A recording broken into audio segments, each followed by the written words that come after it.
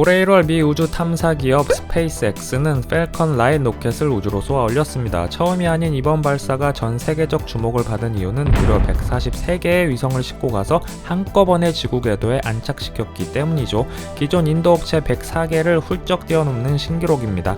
이와 같은 위성 승차 공유를 라이드쉐어라고 부르는데, 기존에 하나의 위성을 발사하기 위해서 한 기업이 로켓 제조 및 발사까지 수천억 원의 비용을 모두 부담해야 했지만, 이제 초소형 인공위성 큐브셋이 개발되었고 라이드쉐어가 가능해짐에 따라 많은 기업들이 수억 원의 적은 비용으로도 위성을 발사할 수 있는 시대가 되었죠. 실제로 동물 및 화물의 이동 경로 추적 등을 위한 위성 수요가 점점 다양해지면서 소형 위성 발사 수는 급격히 증가 중입니다.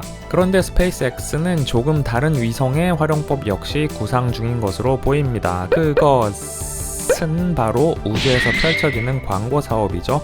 이는 캐나다 기업 GEC에서 도지1이라는 미션으로 광고용 소형 위성들을 스페이스X에 실어서 보내겠다고 발표하면서 더 구체화되었습니다. 저도 GEC라는 기업이 궁금해서 웹사이트를 한번 가봤는데 발사 카운트다운까지 하고 있는 걸 보니 뻥은 아닌 듯해요. 그렇다면 과연 일론 머스크가 그리고 있는 우주 광고 사업은 대략 어떤 모습일까요? 제가 약 2년 전에 러시아 기업 스타트 로켓에 대해 소개해드린 적이 있는데 잠깐 다시 보시죠.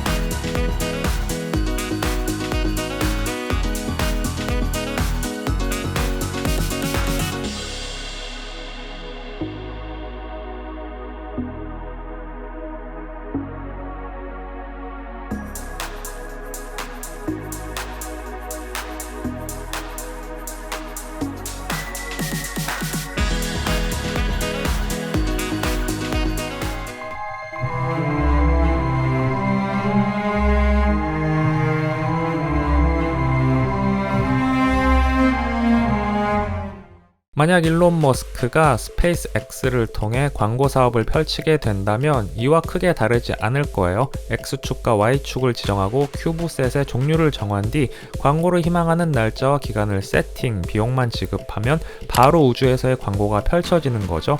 스페이스X는 이 사업에 대해 아직 어떠한 입장도 내놓지 않았지만 이미 GEC는 광고 비용을 도지코인으로만 받겠다고 했으며, 일론 머스크가 지금까지 우주를 소재로 마케팅을 펼치며 브랜드 가치를 키워왔다는 점에서 완전히 터무니없는 발상은 아닌 것으로 보입니다. 하지만 우려의 시각도 존재하죠. 수천 수백 개의 소형 위성들이 지구의 궤도에 발사될 경우 위성들이 충돌을 반복해 파손된 잔해들이 지구를 감싸고 결국 인공위성을 이용하는 모든 기술이 중지된다는 캐슬러 신드롬 이론도 존재합니다. 이 이론에 따르면 인류는 지구 밖으로 진출하기는커녕 GPS 위성통신 등의 현대 기술 대부분을 쓸 수 없게 되어 인류 문명이 1960년대 중후반으로 후퇴할 수도 있다고 경고합니다. 그리고 과연 사람들이 아름다운 밤 하늘에서 광고를 보고 싶을까 싶습니다. 시끄럽고 복잡한 도심에서 벗어나 힐링을 하려고 간 자연에서마저 하늘의 광고를 강제로 봐야 한다면 얼마나 삭막한 세상이 되겠어요. 저도 마케팅을 업으로 삼고 있어서 임팩트풀한 광고를 고민하고 또 이를 위해서 더 신선한 광고 매체들을 찾곤 하지만 우주를 광고판으로 삼는 비즈니스는 생기지 않았으면 하네요.